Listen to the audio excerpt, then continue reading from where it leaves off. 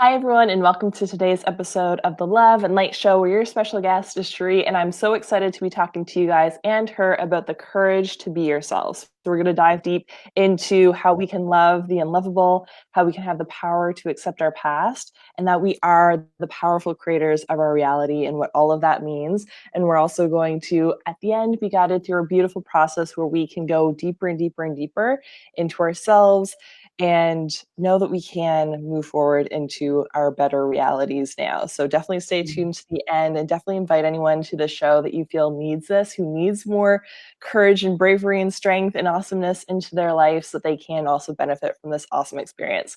And we're on the Be Live platform, so we can't see you as you jump on live. So we have 2 people on live this early already. So definitely say hi to us as you jump on live so we can see you and talk to you and have this beautiful conversation with you guys as well.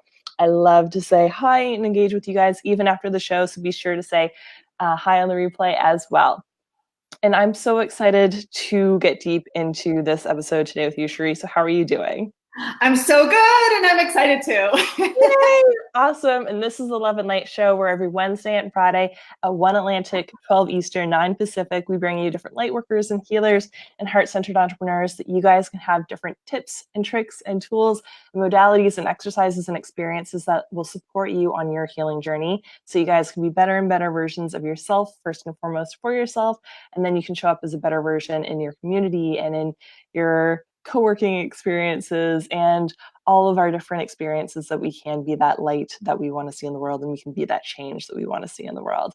And I'm Laura McPhee, a joyful goddess, speaker, healer, and coach, and I absolutely love to help women unconditionally love themselves, to take time to fill our cups every day so we can serve from an overflowing place, and that we can do the healing energy and clear, release, and let go of the limiting beliefs that we're not good enough or pretty enough or sexy enough or smart enough or whatever blank enough in our lives, so we can really truly enjoy our lives right now and be living our dream lives right now. And I'm like super excited about this new idea that kind of came from a Facebook post that I posted randomly over the weekend that I was feeling called to, about like blissful blowjobs, because I was sharing that so many women hate doing it. And I was watching like a lot of TED Talks where there was just all these stories about like young girls, their idea of satisfying sex is no pain or discomfort, and that the guy comes. And that a boy's perspective is that he comes, that there's an orgasm. And it's like a very unhealthy society that we live in, where no pain is satisfactory for women. Like, that's a very low bar. So I felt really prompted to share my journey about how I used to like never orgasm and have horrible experiences in the bedroom in that area as well, where I keep sharing like vulnerable experiences with you guys and showing up more and more, because when my clients find out that you can have like orgasms while giving blowjobs, they tend to get really, really excited. So I'm still like replying to all the women who keep reaching out from that post. So I'm going to actually like make a workshop format. So when you guys ask for things, I will create things. So definitely be sure, if you're interested in that, to send me a private message after the show, and I'll put you on the wait list for when I officially open this workshop, because I'm like, a lot of women need it and I can totally teach it. So I'm really excited to do that now. And I'm so excited for our show today, where you guys can be more of yourselves and have more courage in your life. And Sheree is a writer. I'm so excited that she's here today. She's an international speaker, and she's a women's empowerment and trauma coach. So thank you so much for joining us today. And do you want to give a little bit of background to people so that they can know where you're at in your life, how you got here? Yeah, absolutely. Thank you for having me. I'm so excited to be here and be able to share what I believe is my purpose on this planet. And like you, is to empower women, right? I think there's this huge stigma in society that I think is being broken down, which is a beautiful thing, but there's still so many barriers that we get to continue to challenge. And that's kind of the goal in my work, is to be able to say, like, yes, this is how you thought it should be done, but here's why another way might actually serve you better. And in the grand scheme of things, serve the world, which is the goal. Yes. So, my story is actually pretty common, unfortunately. And when I say that, I don't say that lightly, because, I grew up in a single parent home with my mom and had a great upbringing. Everything was quote unquote great, normal. I was provided for. I had all the love, all of the things. And I grew up in a small town outside of Seattle, Washington. And as soon as I graduated high school, I was like, peace out. This weather is not going to work for me. And I moved to San Diego. So I've been in San Diego now 20 years. And the first year I was there, I moved completely by myself. I didn't know anybody. I was going to college, but I was completely alone. And I've always been somebody who, I'm fine in spaces where I don't know anybody. I make friends easily, and I'm a charismatic person. But you know how it is when you're like 18 and you're thrown into something that is completely unfamiliar, and you're like, oh shit, what did I just do? Right? So I had gotten a job and I was going to school and still trying to make friends and find my way. And I had met this guy who had come into my work, and he was very persistent in asking me out. And I kept being like, no. There was just something, when your gut tells you like it's not right. Yes. And I didn't listen to it because I am a rebel at heart. I always joke that like, if the answer is no, I'm probably going to say yes just because I want to see what might happen. I was no different then. So it took months of him asking me, and he was older. I was 19 at the time and he was 27. And I finally said, fine, if I go out with you, will you stop asking me? And he's like, yeah. So we went out briefly. It was a very short date. And I was like, oh, it wasn't so bad. So he asked me out again, and I said yes, despite the fact that I was like, something is not right. And our second date, we were going to go to dinner and go to a movie. And I didn't have a jacket or anything. And it was October. And it was drizzling and just a little bit cooler. So he said, why don't we stop by my house? I'll grab a jacket and we can go to the movie. Okay. So we stopped by his house, and I'm just standing in the living room, and he goes back into his bedroom and he calls me back. And I said, no, just pick something. Let's just go. He's like, no, just come back here. So I walked back into his room, and the moment that I stepped through that door, everything changed. He grabbed me, he attacked me, he proceeded to rape me. And despite me screaming and pleading for him to stop and tears running down my face, he didn't care. Everything in him was about him. It was all about, what can I get in this moment? How can I dominate? How can I have the power? How can I be assertive? And I'm a small person, and he was easily 100 pounds bigger than me. And I just remember the moment where he ripped my pants off, and he literally ripped my shirt open. And I was thinking, this is not my life. And it's the moment where you think, if this ever happened to me, this is what I do. Right. None of that happened. And as I laid on the bed, my nails were in his back and tears were just streaming down my face. And I just kept saying, please stop, please stop, please stop. And he kept saying, no, baby, you're going to like it. You're going to like it. I promise. And as soon as he finished, he stood up, pulled up his pants. He's like, see, baby, I told you you'd like it, and walked out the door. And I was like, what the fuck just happened? And I fell to my knees off the bed. I crawled literally on my hands and knees to the bathroom, which was in his bedroom. I sat on the floor and I sobbed. And I just thought, what do you do in this moment? Like, what do you do? I stood up. I looked in the mirror. I had mascara all over my face. I pulled up my pants, and I literally just walked out his front door. I didn't say anything. I just walked out. And it was in that moment that I got into my car, and it was raining at that point. And I turned on the music, and I turned on the engine. And I'm not a religious person, but I'm deeply spiritual. And I started praying. And I was like, whatever needs to happen, why ever this happened, please, please, please make this pain go away and allow me to forgive him. And I said, I'm not going to leave until I forgive him. I am staying in this car, in this spot right here, until that moment happens. And I don't know how long I sat there, but I can honestly say that when I left that night, I had forgiven him. And the journey to my healing was no longer him holding the power over me. It was now about, how can I be free? And what do I get to do and find purpose in this experience that would be otherwise freaking terrible, right? So that was like the beginning of the journey of, I guess, self-discovery. I had always been like this quote unquote strong, independent woman who had it all together. And all of a sudden I felt everything but those things. And so it's so interesting how things happen. And all of a sudden we shift and we figure out like where we actually are in our lives. And 3 weeks later, I was at work and I felt really sick.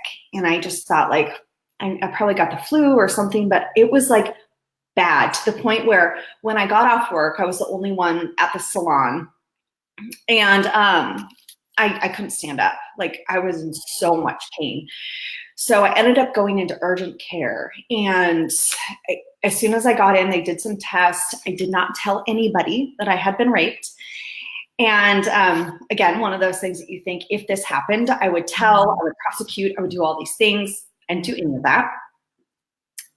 When they went through the tests and everything, the doctor comes back in and he's like, okay, so we got your test results. I'm pretty sure we know why you're having these symptoms. And I was like, what is wrong with me? Like, do I have the stomach flu? What's happening? He's like, oh no, you're pregnant. And I was like, get it out of me. Like, that's all I kept saying. And I realize in retrospect how terribly inappropriate that is to say. But I just kept saying, like, get it out of me. And I called my best friend who had moved down to San Diego by this point. And I just said, I'm pregnant. I need you to come. I didn't say anything else. So fast forward, you know, I did go in to have an abortion, which when I went in, they did the whole like looking around and ultrasound, and they're like, you're pregnant, but like, we don't see anything. I was like, I don't know what that means. Like, okay, so get it out. And that's just what I kept saying. And I was very like unemotional and detached. I just wanted it to be over because I had a secret now, right? Like I didn't want anyone to know the secret. So they went through the procedure, and 2 days later, I was in excruciating pain. And I was like, maybe this is just what it feels like. Like something happened, they took something out, and now I get to suffer the consequences of the healing process. Okay, I'm fine. And I had gone in to do some tests because that's the procedure. And I get a call from the nurse at the doctor's office. And she's like, Sheree, we need you to come in right now. And I was like, I don't feel good. Can I come in another time? She's like, no, we need you to come in right now. And I said, can you please tell me what's going on? I have guests in town. I don't feel well.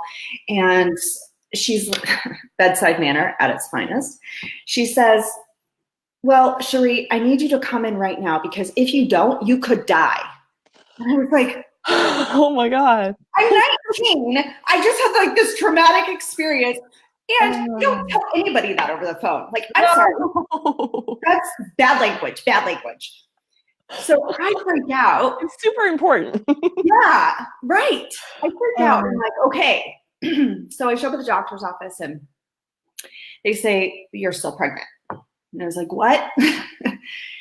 And they're like, it's ectopic, which for anybody who doesn't know what that is, it was in my fallopian tube. So the only way to eradicate the situation, I guess I'll just call it, is having surgery, which can cause damage to the fallopian tubes, which can create some challenges later on in life if you want to get pregnant. It can also remove that as an option altogether. Or you can go through what they called chemo, and technically, I guess it was at the time, but it's just a little bit different than like cancer chemo, right? So I opted for the chemo because I didn't want to have a surgery. Right. And that was 4 months of chemo injections on a weekly basis from October to February. I would go in, they would give me the injection, and I felt terrible that entire process, still holding a secret, not telling anybody. At that point, I had called my mom, and we've always been super close. And I just told her, like, I had sex, I got pregnant. That's what the story was. So she came and we talked through everything, and still wasn't raped. Right. And it took me 4 years before I told anybody what had happened. And the first person I told was second date with somebody, a very different second date.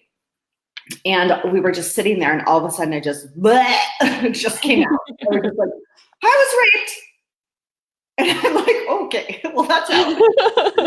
And he sat there and he was very compassionate and he held space and he was like, okay. At that point I was 23 and I ended up being with him for 11 years. And it was just such a different experience to be able to have somebody who I felt so safe with, especially so soon.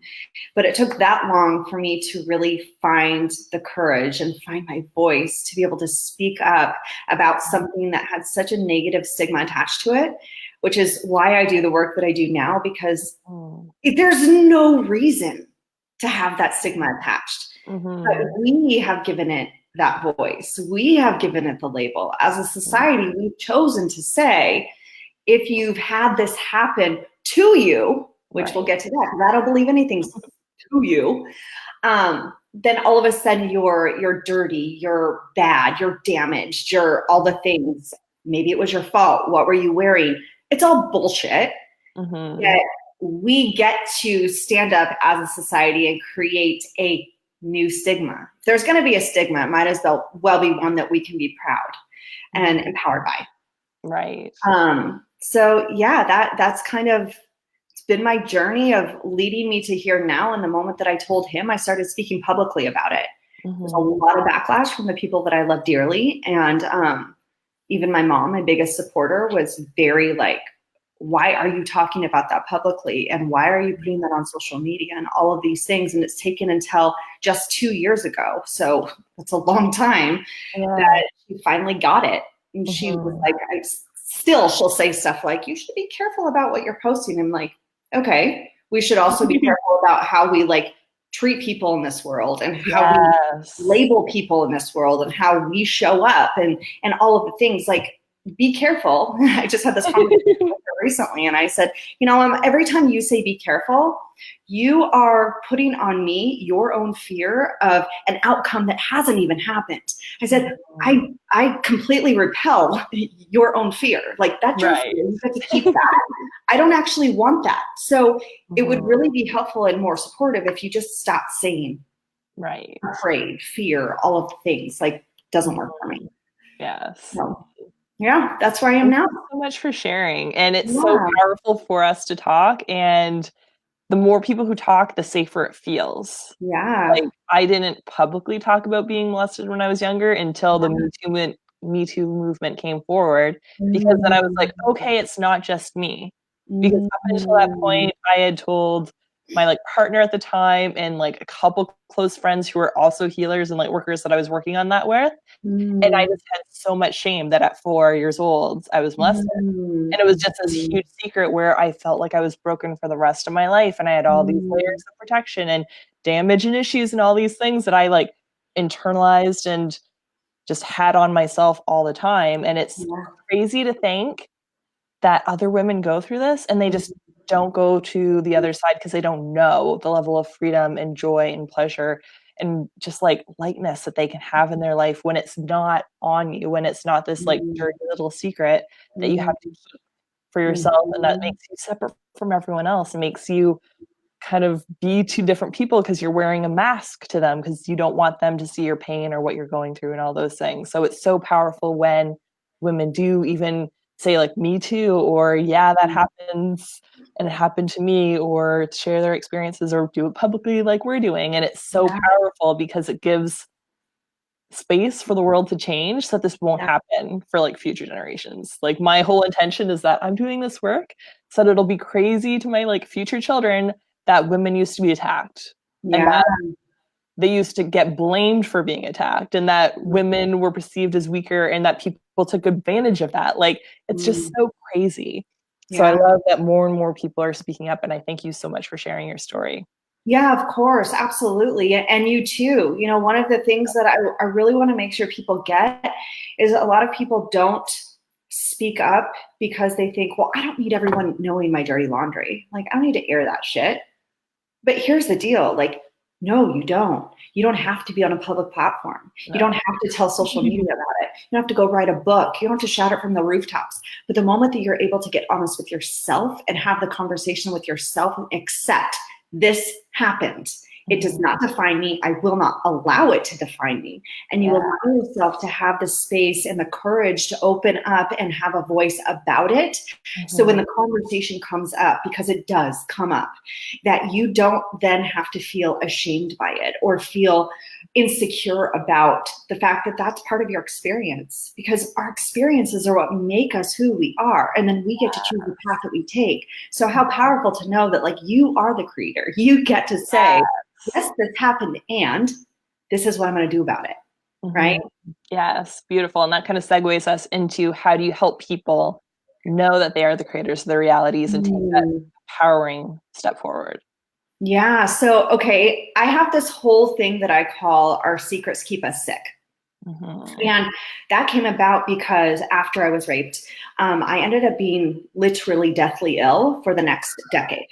And I was in and out of the hospital for 9 years solid, for weeks at a time, diagnosed with everything that you could possibly imagine. And I truly believe it's because I harbored such a deep-seated secret for so long that the body is so damn intelligent, and it manifests in whatever it is, right? So like for me, it manifests in disease. And I have multiple autoimmune diseases. And while those may have already been in my DNA, if you will, to have them manifest is because there was not space for them to heal, because I was holding up the barrier. I was making myself sick. And that's not a blame thing. It's just biologically, if we break down the body and we see how it works, that's what happens, right? Yeah. Like stress is one of the biggest proponents of disease in this world. And what do you think it is once you're sexually abused, right? Like, it's stress on the body, it's stress on the mind, it's stress on the spirit, it's all of the things. And if you're not able to allow yourself the space to open up and heal, healing doesn't happen. And all of a sudden you become sick and things manifest. A lot of people, that happens like in skin. It can be eczema, it can be psoriasis, acne, all of these different things. It can be hair falling out, brittle nails. I could go on and on and on. My background is in holistic health. So there's a million different things that we could talk about on that. So I'm just saying, like, our secrets keep us sick, which takes me into like the courage piece, right? And like, how do we allow ourselves the space to be courageous? And Brene Brown says it so beautifully. I'm not going to say her words perfectly, so I'm not even going to try. But she talks about the fact that you actually can't be courageous without being vulnerable. Right. So those two things, I think that we try to separate them, and they can't be separated. Because the moment that we're vulnerable, we're courageous. And we can't be courageous without stepping into something uncomfortable. So that's all vulnerability. So the moment that we decide, I think, is the biggest thing, is it's the decision that I'm going to do this despite the fact that it feels scary or uncomfortable, or people might not get it, or I might be labeled, or I might be judged. You will probably do all of those things. So being able to own it and say, my experience is my experience, and your opinion of my experience doesn't actually matter. And it's not, it's in that moment, it's not, because my mom always jokes with me. She's like, you say things, and what if somebody thinks this or thinks that? I'm like, so let them think that. I actually don't fucking care. And it's not because I don't care about the other person. It's because I am not ashamed of my experience. I know that when I teach, when I speak, when I hold space for women to feel safe, it's because my intention is always from love. So when we know that our intention is pure and our intention is to help other people, we get to be really conscious of the way that we articulate ourselves, and we get to be really conscious of how we hold space, and we get to be conscious if we are still holding any negative emotions towards ourselves, because that will always come back on the person that we're with, right? So that courage comes from the practice of vulnerability. That courage comes from the practice of stepping outside of your comfort zone and saying, this doesn't feel comfortable, but I know that my freedom is what I seek. And to be able to step into that freedom, I've got to do something different. And I think we get so stuck in the comfort of what is, that we forget that the moment we take ourselves out of this little bubble, there is a whole new world out there. I just felt like, what is it, Ariel? Yes. I won't sing because that will take everybody off of this listening platform.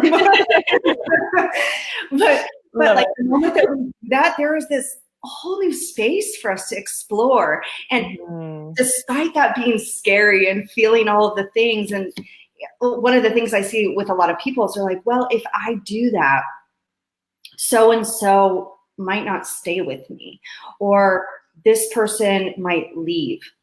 Okay, bye. Right. Like, do you want to live an authentic life, or do you want to live in the shadow of what could be? And you get to decide that.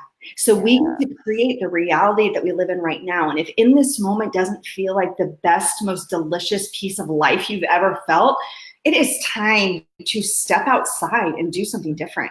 And in that process, it's going to take courage. It's going to take you being vulnerable. It's going to take you shifting in ways that you were like, oh shit, I don't know if I can do this. And being okay being stupid, falling.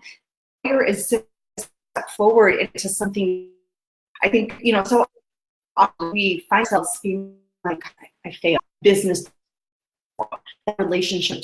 It's like, okay, what would happen if people defined, which takes me into my grandma used to always say, I would come in and be like, I'm bored, anything to do, or this, complaining, right? Because kids sometimes, as a kid. So she would always say, okay, do you want to sit in that space, or do you feel better? Right. I was very stubborn. And she said, well, you get to choose. You get to choose, you want to stay where you're at, or if you want to do something different. And she's like, you can own for. And what that means is finding the blessing in every situation. And I really believe that that was like a huge setup for when I was raped. The second that it happened, I was like, why did this happen? It wasn't, I never in my life, and this is very different than so many survivors that I talk to, I never felt guilt, shame, blame, any of it. None, zero. But I think the reason that that was is because I was raised to know that things happen for us in our life. They don't happen to us. And we get to find that. And truly, and this isn't a judgment, but truly it's really comfortable to play victim. It's really comfortable to sit with like, well, this happened to me, so I can't actually do that because, I was raped. So it makes sense that I have bad relationships. It makes sense that like, I can't keep a job. Like that's comfortable, right? Because then we have a crutch. But then the moment that we take that off and we say, fuck that, like this is my life and I want to do something with it. We are empowered to stand in that power and do something. And that in itself is terrifying because all of a sudden now you have these expectations of like, oh shit, I actually have to do something now. And then you're in a whole different area of your life with a whole different set of judgments, fears, all the things that come up. And that's when you really see what you're made of. Yes. And it's so powerful and so important to take those steps forwards and see what's there. Because when you're stuck in it, it seems so scary, but it's just one baby step at a time and good things come from that. So I know earlier you were saying like letting go of people from your life. If they don't want you because something happened or because this is your new viewpoint of life or this is how you're choosing to be, new people who are incredible will take that space up. And it can be so scary, but I've had it happen over and over in my life where it's like I up level and I just spend less and less time with people who I don't feel lit up and excited to be around. And new people come into the space who I feel way more authentic and connected to and supported by and loved by. And they have similar values for the new version of me that I'm creating. And it just works. But that baby step, like you have to be the one who takes those steps forward. Absolutely. And then you'll get your results. So I love that. So how can someone accept their past if right now they're struggling with that, with their old victim story that they're like, okay, I can see that I've been doing that. How can I accept it though? Yeah. So one of the biggest things I see with people that I've worked with is they're holding on to the title, right? Like victim, because it feels safe. Right. Because it's happened, and once they say, okay, I'm not a victim, I'm a survivor, it feels so scary to take that power, because it's almost, to a lot of people that I've talked to, says that, oh, it didn't actually happen, or it's not that big of a deal. No, it's a huge fucking deal. It's also put you in the place you're in right now. So you can choose to have a more empowered space, or you can choose to still hold on to this like, stuckness. And nobody wants to be stagnant, right? Like we all want to grow in some capacity. So I think the biggest thing in the people that I work with, and that has been just a huge learning lesson for them, is the acceptance piece. And for some, that comes with the forgiveness piece. Some, they're like, I don't want to forgive. And I have my own opinion on it, because forgiveness isn't about the other person. Ever. I completely agree. It's for you. Yeah, like forgiveness is for your own freedom. So forgiveness doesn't say you're right. Forgiveness doesn't say the situation's okay. Forgiveness says, like, you took my power then, but you don't get to have it anymore. Right. So I would always encourage women. One of my most favorite tools to use is actually mirror work. And for those unfamiliar, I'll just give you a very simple way to do it to get started. You sit in front of a mirror completely by yourself, music on, silence, whatever you like, and really look deeply into your eyes. It can be super uncomfortable for people. Sometimes there are moments in my life where I've done it and I'm like, this feels really, yeah. So just know that that might come up, and that's okay. But really stare into your eyes and sit with whatever's coming up for you, because what typically tends to come up in people that I've talked to that are survivors is, I'm not good enough. I'm disgusting. I'm not worthy. Nobody will ever love me. This secret has totally damaged me. This experience has made me dirty. I'm so ashamed of my sexuality.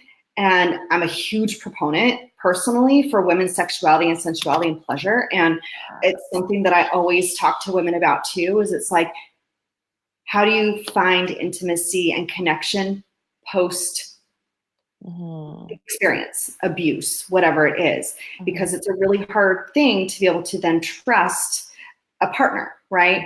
So doing the mirror work is sitting in front of a mirror, staring into your eyes, feeling whatever comes up. I find it helpful to have a journal next to you and just kind of write things down. Coming from a place of curiosity versus judgment. It's very easy to get in the judgment path. So being able to take yourself outside of that and say, like, oh, this is so interesting. This is coming up. You know, for me, I was raped 19 years ago. So if there were still things that were coming up, for me, I'm like, why is that still coming up? Right? Like, why after all this time am I still feeling this emotion tied to this? So being able to really get clear about what's coming up and writing those things down, and then creating affirmations from those curiosity points. So if your curiosity point says, I'm disgusting, now you get to speak into that in the mirror, staring into your eyes, speaking out loud, I'm beautiful. I am beautiful. And saying it over and over and over again. And you will likely cry, because it becomes a very emotionally charged experience to sit with the fact that I have been holding on to this negativity for so long. And I have been just berating myself for who I am. And that isn't fair anymore. I don't want to do that anymore. And it really allows you to come home to yourself and to the truth of who you are and who you get to be on this planet and the people that you get to help. So the acceptance comes in that, I find, as the biggest tool. So doing the mirror work, and you say it as many times as possible, and you do that mirror work as many times as you need to do it until you believe it. It's not about the whole, I hate this, fake it till you make it. Like, no, don't fake it till you make it. Like, keep doing it until you really believe it. Like, it's different. Like, please don't fake it. If you don't feel it, you can be honest about that. Like, this doesn't feel truthful right now, but I'm going to say it because I know somewhere it's in there, or I wouldn't be feeling the opposite. That polarity is a place that you get to create the awareness of, if I have this opposite emotion, the opposite side of the spectrum is also available. Mm-hmm. So really getting honest with that. Yes. Yeah. Forgiveness is powerful, you guys. It's really powerful. And even opening that crack to be like, I'm opening up my ability to see where I'm beautiful, or I'm opening up my experience to the beauty in my life and the beauty in myself, to start like doing those itty bitty baby steps in between. If you're like, I can't say that I'm beautiful because I feel like horrid about me and everything about me by my body. It's like, okay, there are little itty bitty steps in between where you can start to be like, I can see there's a potential reality where I am beautiful and I can see it, like those little things in between.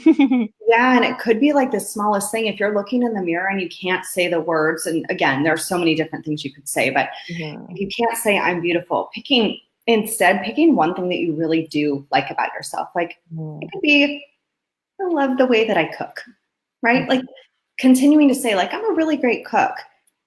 Creates this sort of confidence within you. And the more that you say it, it's like, okay, that feels true, actually. And getting to those little pieces of like the next piece and the next piece and the layer. I love that. So how can people start to love the unlovable parts of themselves where they're like, that's just terrible and bad? Well, the loving the unlovable comes from the acceptance, right? Like it comes from the awareness of, wow, okay, I actually feel this about myself. This is the thing that I'm telling myself is true. Is it actually true? Well, I kind of feel like it's true. What would it feel like to have a different reality? Yeah. What would it feel like to really believe I am beautiful, I am worthy, I am enough? What would that feel like? And being honest about that and being like, God, that sounds incredible. How do I get there? And it's a practice. It's a constant practice of affirmations are super powerful. Mirror work, super powerful. I love journaling in the mornings and just getting it all out, whatever's coming up. You know, I've been through moments where I've had really dark times in my life where I'm like, what the fuck is the point of all of this? Like, I don't understand. And instead of judging those pieces, I get really honest with myself and like, if I want to feel this way, what do I need to change? Who do I get to become? Sometimes, again, that's like removing certain people or experiences from our own experience, right? And that can feel really scary. But once we remove the barriers, which can be within, they can be external, internal, whatever. Once we begin to remove those and create the awareness of how we want to feel, we can then begin accepting what is now and take the steps to move to the next place. So again, like you said, right, it's the baby steps. It's just take the next step and then the next step. I always joke that people probably think I'm crazy if they came to my house and didn't know me because there's like notes on my windows and like all these, like sticky things. Yeah, because I'm like written on the mirror. Awesome. And they're like, is she a narcissist? Like, what's happening? I'm just like trying to keep my vibe up, right? So, being okay, being a weirdo, because we're all kind of weird. So, yes, so true. And when you were talking about questioning and like, is it true? And to get to that point, the book Loving What Is by Byron Katie was like transformational in my life to do that work, because I had so many very concrete, cemented old stories where it's like the world is black and white. This is what's good. This is what's bad. No, that's not true. Like, and shifting that, doing that work is such a powerful process to be like, okay, I love everything exactly how it is now, and it's all happening for a reason. And I'm the one in charge of my viewpoint, my lens, my whatever you want to call it, of how I'm seeing my reality. So that's a super powerful shift. 100%. And you know what I find fascinating? Like this is kind of like down the rabbit hole, but if you think about it, every single thing that we believe, our entire belief system is because we chose to believe it, right? So like that just says that if we want to feel differently, if we want to believe differently, we get to rewire our thought patterns to believe more powerful thought.